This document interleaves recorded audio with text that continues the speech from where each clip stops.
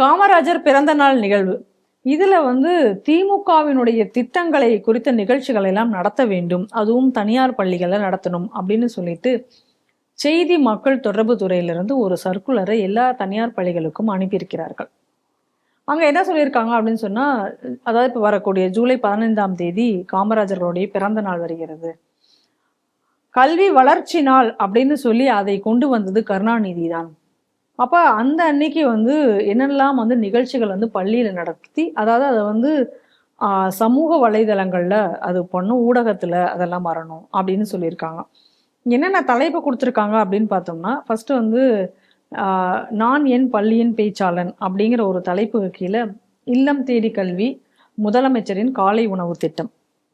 அதுக்கடுத்தது என் பள்ளி என் கலை, அதுல தமிழ்நாடு அரசின் திட்டங்கள். அப்புறம் என் கதை என் எழுத்தில் அப்படின்ற இதெல்லாமே கட்டுரை அல்லது வீடியோ ஏதோ சொல்லியிருக்காங்க. தமிழ்நாடு கல்வியில் எவ்வாறு முதன்மையில் உள்ளது, இதெல்லாம் இப்ப படிச்சுட்டு இருக்கக்கூடிய மாணவர்கள். இது தவிர முன்னாள் மாணவர்களுக்கான போட்டிகளும் வேற சொல்லியிருக்காங்க.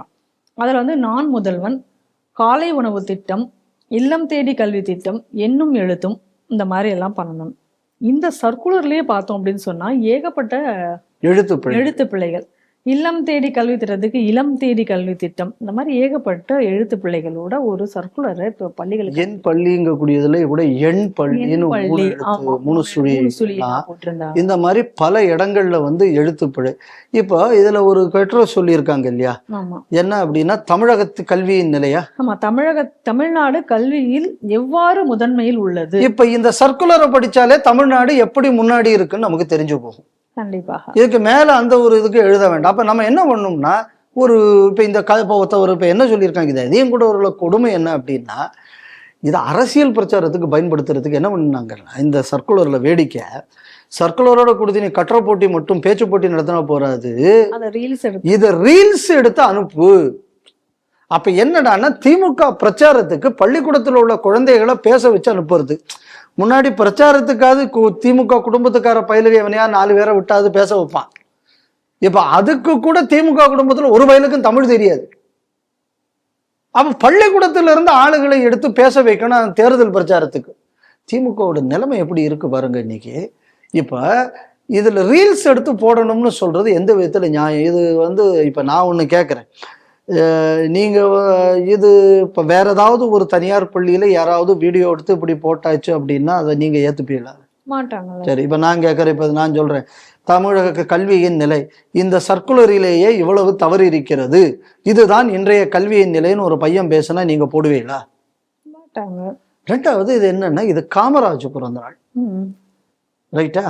அப்ப இதுக்கு தமிழ்நாட்டில் உள்ள திராவிடத்துக்கு முழுக்க முழுக்க முழுக்க எதிராக தனது வாழ்நாள் முழுக்க இருந்தவர் அவர் காமராஜருக்கு. என்ன கல்விக்கு கண் திறந்து வைத்தார் காமராஜ்னு சொல்லுங்க, கள்ளுக்கடையை திறந்து வைத்தார் கருணாநிதினு நீ போட்டேன்னா நியாயம். முதல்ல கல்வின்னு சொன்னா காமராஜ், கள்ளுக்கடைனா கருணாநிதி, ரைட்? அவருக்குள்ள சாதனையை நீங்க கொண்டு பேச சொல்ற.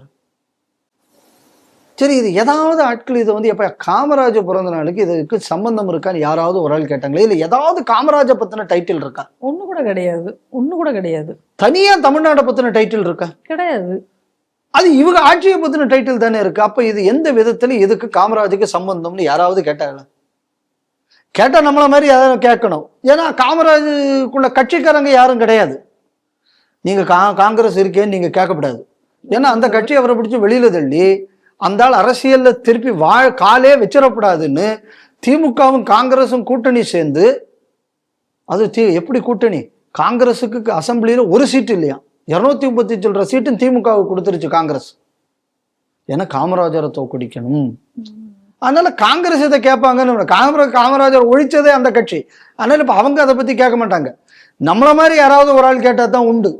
இவங்களுமே காமராஜரை எப்படிலாம் திட்டிருக்காங்க. ஆமாமா, அது ஒரு பக்கம். அதுக்கு அடுத்தது இதுல என்னன்னா, இளம் தேடி கல்வி. இல்லம் இல்லையே, இல்லதான் இல்லையே அந்த சர்க்குலர்ல. சரி, அந்த ஸ்கீம் அது ஃபெயிலியர் ஆச்சுன்னு இந்த அரசாங்கமே தானே மூடி விட்டுருக்கு. இப்ப அந்த ஸ்கீம் டிஸ்கண்டினியூ பண்ணியாச்சா? அப்ப இந்த டிஸ்கண்டினியூ பண்ண ஸ்கீமை பத்தி பேச வேண்டிய அவசியம் என்ன? அப்ப இந்த மாதிரி ஒரு திட்டம், இவ்வளவு திட்டம் இந்த அரசு செய்தது அப்படின்னு நீ எலெக்ஷன் பிரச்சாரத்துக்கு அப்பாவி குழந்தைகளை பயன்படுத்துறது எந்த விதத்துல நியாயம்? ஈவன் இன்னைக்கு நான் நான் என்ன கேட்குறேன், பள்ளிக்கூடத்துல விழா நடத்துறதுக்கு எங்கள்கிட்ட அப்ரூவல் வாங்கணும், அதை வாங்கணும், இதை வாங்கணும், நோட்டிஃபிகேஷன் போடுறீங்களே. இப்போ நான் எஜுகேஷன் செக்ரட்டரிகிட்ட கேட்குறேன், அவரை செக்ரட்டரியா நான் இப்போ கேட்குறேன். அவர் ஒரிஜினலாக திமுகவின் கல்வியாளர் அணி தலைவராக இருக்கலாம், அது வேற. ஆனால் சம்பளம் வாங்குறது ஐஏஎஸ் ஆஃபீஸர்னு தான். சரி, இது ஒரு பொலிட்டிக்கல் ப்ரொபகண்டா, ஒரு டிஸ்கண்டினியூ பண்ண ஒரு ஸ்கீம். ஒரு பொலிட்டிக்கல் ஒரு பார்ட்டிக்கு எலெக்ஷனுக்கு முன்னாடி அதை பற்றி பேசி ரீல்ஸ் போடுறதுக்கு, ஆர்டர் போடுறதுக்கு உங்களுக்கு என்ன சார் அதிகாரம் இருக்கு? அப்போ this is not politicalization of education. அப்போ இந்த மாதிரி ஒரு சர்க்குலரை கொடுத்த அதிகாரி ஏன் இதுவரை, இந்த எஜுகேஷன் செக்ரட்டரி ஏன் இதுவரை அவங்கள வந்து நீக்கலை? எஜுகேஷன் செக்ரட்டரி ஒரு விஷயம் நல்லா தெரிஞ்சுக்கணும், பாலிசிக்கு கவர்மெண்ட் அட்வைஸ் பண்ணலாம், அட்மினிஸ்ட்ரேஷனை கவர்மெண்ட்ல இருக்கக்கூடிய சட்டத்தின் அடிப்படையில் தான் நீங்கள் நடத்தணும். மந்திரி சொல்றாருன்னு நீங்க நடத்த முடியாது. ஸோ இது ஒரு பிளாட்டன்ட் வயலேஷன். இதுக்கு என்ன நடவடிக்கை இந்த சர்க்குலரை கொடுத்தவங்க மேல நீங்க எடுக்க போறீங்க? அடுத்தது தமிழ்நாட்டின் கல்வியின் நிலை. தமிழ்நாட்டின் கல்வியின் நிலை என்ன அப்படின்னு கேட்டாச்சுன்னா, ஹிந்தி இல்லாத மாநிலங்களில் தாய்மொழியை சரியா எழுத தெரியாத மாணவர்கள் இருக்கும் மாநிலம் தமிழகம். NCERT report. இது தமிழகத்தின் கல்வியின் நிலை. அதில் நம்ம ஒன்றும் பெருசா தெரிஞ்சுக்க வேண்டிய விஷயம் இல்லை. இந்த லட்சணத்துல இவ வந்து இந்த போட்டி கேள்வி வேற கேட்கிறாங்களாம். எதுக்கு? காம்படேட்டிவ் எக்ஸாம்ல. ஆமா, தமிழகத்தின் விடியல் பயணம் எப்பொழுது தொடங்கியது? டிஎன்பிஎஸ்சி தேர்வு. இது என்ன? அப்ப இந்த விடியல் பயணத்தின் முக்கிய அம்சங்கள் என்ன அப்படின்னு கேட்டா, எவனாவது ஒருத்தன் வரிசையா எழுதுறான், யார் இந்த சார் என்பது தெரியாது, இது விடியல் பயணமா மலப்பயணமா என்று எங்களுக்கு தெரியாது, தொடர்ந்து எங்க பார்த்தாலும் டேங்க்ல வந்து பேழ்றது, பல இடத்துல வந்து பல கலெக்டர்களுக்கு வந்து ஆராய்ச்சி பண்றதே இது காக்கா பேளா மனுஷன் பேளா என்பது. அதுக்கப்புறம் பேளை ஆராய்ச்சி பண்றதுக்கு போலீஸ்காரர்களுக்கு அறிவுறுத்தப்பட்டது.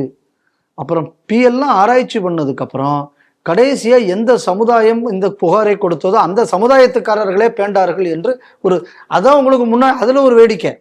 அதுல என்னன்னா, இவங்க முன்னாடி பேண்டது இவங்க தான் இப்போ எங்களுக்கு முன்னாடியே தெரியும். அப்ப ஏன் இவ்வளவு போலீஸ்காரங்களை விட்டு இவ்வளவு வேறக்குள்ள பேளை நீ டெஸ்ட் பண்ண சொன்ன? 2 வருஷமா எதுக்கு அந்த வேலையை செய்ய சொன்ன? அப்ப இதெல்லாம் தான் வந்து விடியல் பயணம்னு எவனாவது ஒருத்தன் எழுதுனோம்னா நீங்க என்ன பண்ணுவீங்க? அவனுக்கு கவர்மெண்ட்ல வேலை கொடுப்பீல? எழுதுவான்ல பையன். சரி, இப்ப பாருங்க இந்த ஸ்கூல் சர்க்குலர். இப்ப இந்த ஸ்கூல் சர்க்குலர் நீங்க எல்லா தனியார் பள்ளிகளுக்கும் இப்ப அனுப்பிச்சிருக்காங்க, இவங்க கண்டிப்பா இதெல்லாம் நடத்தி ஆகணும்னு. அப்ப இது வந்து இப்ப நான் கேட்கறேன், இந்த சுவோமோட்டோன்னு ஒண்ணு சொல்லி இந்த கோர்ட்ல பலர் எடுத்துக்கிட்டு இருக்காங்கல்ல இந்த ஜட்ஜுகள்லாம். அப்ப இதெல்லாம் பார்த்தா இவங்களுக்கு பொலிட்டிக்கலி இதுன்னு தெரியாதா? எதுக்கெல்லாமோ சுவோமோட்டோ எடுக்கிறாங்களே. 12 மணிக்கு ஒரு ஆளை உள்ள பூத்துறதுக்காக வேண்டி கோர்ட்டை திறக்கிறாங்க. நாட்டில் 1000 பிரச்சனை இருக்கு. தீஸ்தா சீத்தல்வாதுக்கு பெயில் கொடுக்கணும்னா 12 மணிக்கு கோர்ட்டு திறக்குது. ஒட்டுமொத்தமா இப்ப பிளாட்டன்ட்டா அரசியல் பிரச்சாரத்துக்கு வீடியோ ஷூட்டிங்க்கு பள்ளிக்கூடத்தை பயன்படுத்த போறாங்களே. ஏன் இப்போ இந்த கோர்ட்டு சோ மட்டும் எடுக்காதா? பள்ளிக்கூடத்துக்கெல்லாம் நோட்டீஸ் அனுப்புவாங்க. எப்போ நோட்டீஸ் அனுப்புறதுன்னா, அதுல யாராவது கேம்ப் நடத்துறாங்கன்னு வைங்க, பள்ளிக்கூட நேரம் இல்லாத நாள் அந்த கேம்பஸை வேற ஏதாவது ஒரு கலாச்சார அமைப்பு பயன்படுத்தினால், நாட் பொலிட்டிக்கல் பார்ட்டி நல்லா தெரிஞ்சுக்கணும், உடனே அதுக்கு நோட்டீஸ் விடுறாரு சிஓவும் டிஓவும். ஏன் இப்போ இது பிளாட்டன்ட்டா இப்போ வந்து அரசியல் கட்சிக்கு ஃபோட்டோ ஷூட் நடத்துற, ஏற்கனவே ஏதோ என்ன பயணம் அது ஓரணியில் தமிழகம் அப்படின்னு சொல்லி மந்திரிகள் நடத்துற போட்டோ ஷூட்ல இப்ப பள்ளிக்கூட பசங்களையும் போட்டோ ஷூட்டுக்கு கூட்டு போறீங்கள. அப்ப இதுக்கு நீங்க வந்து இப்ப என்ன பண்ணிருக்கணும், இந்த ஆர்டர் வந்து தப்பானதுன்னு எத்தனை சிஓ டிஓ எழுதுனாங்க. சரி, இப்ப இந்த இதுக்கு நீங்க இப்போ வரீங்களே, இப்ப இதை எல்லாத்தையும் இம்ப்ளிமெண்ட் பண்றதுக்கு ஆர்டர் வந்தா இம்ப்ளிமெண்ட் பண்றோம். சரி, இப்ப நாளைக்கு வேற ஒரு ஆர்டர் இதே அரசாங்கம் கொடுக்குது, அது உங்களுக்கு விரோதமாக அமைஞ்சதுன்னா நீங்க இதே மாதிரி பேசாம இருப்பீங்களா? அப்போ இதெல்லாம் வந்து என்ன அப்படின்னு சொன்னா, கல்வியை அரசியல், கல்வித்துறையை இன்று இந்த அரசாங்கம் அரசியலாக்கி வருகிறது. அப்ப இதுக்கு எதுக்கு காமராஜ் இதனை இப்ப இதே போட்டியை நீங்க வந்து கருணாநிதி தினம்னு வச்சிருக்க வேண்டியதுன்னு வைக்க முடியாது இல்ல. கள்ளுக்கடை திறக்கிறதுக்கு வேணா கருணாநிதி தினம் வைக்கலாம், கல்விக்கு எப்படி நான் கருணாநிதி தினம் வைக்க முடியும்? ஸோ அந்த பிரச்சனை வருது இல்லை. ஸோ அதனால இது நீங்க எதை பார்க்கணும் அப்படின்னு சொன்னா, இன்று நமது பள்ளி கல்வித்துறை எந்த அளவு இன்று அரசியல் மயமாக்கப்படுகிறது, நம்ம குழந்தைகள் மனசுல எந்த மாதிரியான கருத்துக்கள் விதைக்கப்படுகின்றன. எதுக்கோ சொன்னாங்கல்ல, அதாவது பள்ளிக்கூட மாணவர்களை வேற விஷயங்களுக்கு பயன்படுத்துவது எப்படி சரி? எதுக்கு அந்த முருக மாநாட்டுக்கு வரப்படாது, ஆமா பள்ளி மாணவர்கள் வரப்படாது, எதுக்கு அங்க சாமி கும்பிட வரப்படாதான்? ஏன்டா இப்ப அவனை வச்சு உன் அரசியல் கட்சி பேச்சு பேச வச்சிருக்கியே, இப்ப அந்த 52 கண்டிஷனை போட்டார்ல ஒரு போலீஸ்காரர் மருதையில, மதுரைன்னு சொல்லக்கூடாது, மருதைன்னு தான் சொல்லணும், போட்டார்ல. இப்ப இது எதுக்கு இந்த போலீஸ்காரர் இப்ப இதுக்கு என்ன சொல்ல போறாரு? நீட் எக்ஸாம் வேண்டாம்னு கையெழுத்து வாங்கினீங்கல்ல கட்சிக்காரன் பள்ளிக்கூடங்கள்ல போய், அப்ப அது அரசியல் இல்லையா?